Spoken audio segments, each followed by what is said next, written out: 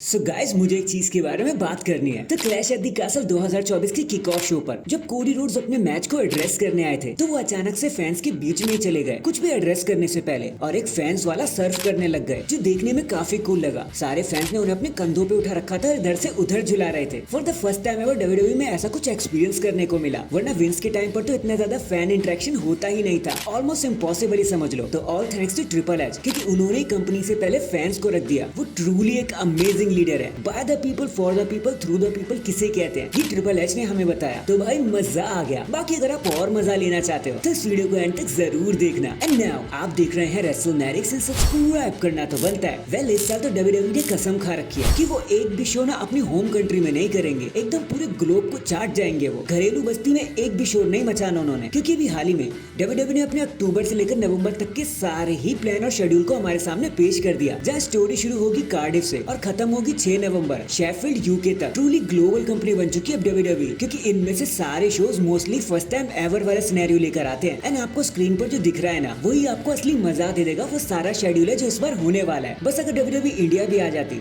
तो अलग मजा आ जाता हम इंडियंस फैन को भी। लेकिन चलो जैसा है वैसा है, अब क्या ही कर सकते हैं। नेक्स्ट सीएम पंक की शरारतों के बाद जब ड्रू मैकिंटायर अपने मैच को हार गए at clash at the castle और चैंपियन भी नहीं बन पाए अपने होम कंट्री में, तो भाई शो के ऑफ एयर जाने के बाद ड्रू मैकिंटायर तो मानो पागल ही हो गए थे और सब पर गुस्सा किए जा रहे थे इधर से उधर, कभी रेफरीज पर, कभी कोरी ग्रेव पर, तो कभी वेड बैरेट पर। आग बबूला होते जा रहे थे वो हर जगह और कहते कि मुझे पंक ला कर दो, आज मैं उसे मजा चखा कर ही रहूंगा। जिसका मतलब साफ है कि at summer slam Punk versus Drew McIntyre एक असली हेडलाइन बनकर हम सभी के सामने आएगा। एंड अब सही समय आ गया है कि मंडे नाइट रॉ को पूरे टाइम ट्यून इन कर लिया जाए, उसे मिस ना किया जाए, क्योंकि ये जो राइवलरी है ना, अब सही मायनों में असली में स्टार्ट हुई है। और तो और शो के खत्म होने के बाद वेड बैरेट भी थोड़ा सा भड़क गए और कहने लगे कि सीएम पंक को अभी फायर कर दो। वो अभी तक इस कंपनी में कैसे काम कर रहे हैं, वो तो इंजर्ड हो गए हैं ना, तो किसी स्टार के साथ कांटेक्ट में कैसे आ सकते हैं। वो रूल ब्रेक कर रहे हैं। मैच के आउटकम्स को क्यों खराब किए जा रहे हैं। वो रेसलमेनिया से लेकर आज तक सब बर्बाद किए जा रहे हैं सीएम पंक। किसी को तो कुछ करना ही होगा और कंपनी में लॉ एंड ऑर्डर वापस लाना होगा और सीएम पंक को अभी से निकाल दो,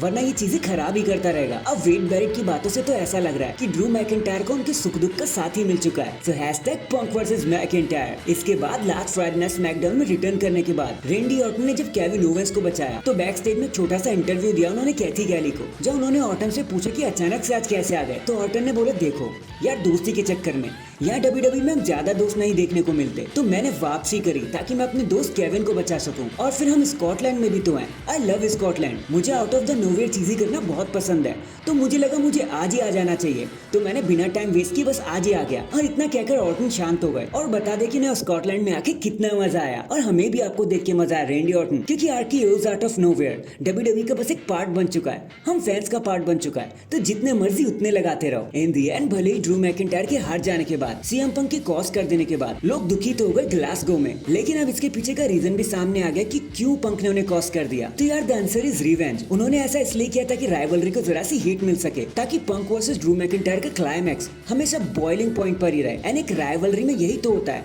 कोई किसी को जीतने नहीं देता, और वही कुछ देखने को भी मिला हमें। और सेकंड रीजन तो खुद डेमियन प्रीस्ट ही है, क्योंकि यार देखो ड्रू मैकिंटायर और पंक को टाइटल की जरूरत नहीं है, बट अगर डेमियन प्रीस्ट टाइटल को हार जाते तो फिर उनपे कोई ध्यान ही नहीं देता। उनका तो रहना ना रहना एक समान ही हो जाता, गुमनामी के अंधेरे में फिर से खो जाते वो, और पता ही नहीं लगता कि वो कौन थे या कहाँ को चले गए। इसलिए डब्ल्यूडब्ल्यूई ने पंक को बुलाया और ड्रू मैकिंटायर को कॉस करवा दिया ताकि किसी का नुकसान ना हो। And now that is your answer. So that is it guys. अभी के लिए तो बस इतना ही। आप मुझे बताना ड्रू मैकिंटायर के हार जाने के बाद क्या आपको भी गुस्सा आया, ये सीएम पंक को देखकर आप बहुत खुश हो गए? कमेंट करके जरूर बताना। एंड चैनल पर नया है तो चैनल को जल्दी से लाइक एंड सब्सक्राइब कर दो। बाकी मैं मिलता हूँ आपसे किसी और अपडेट के साथ। तब तक के लिए अपना ख्याल रखें और खुश रहें।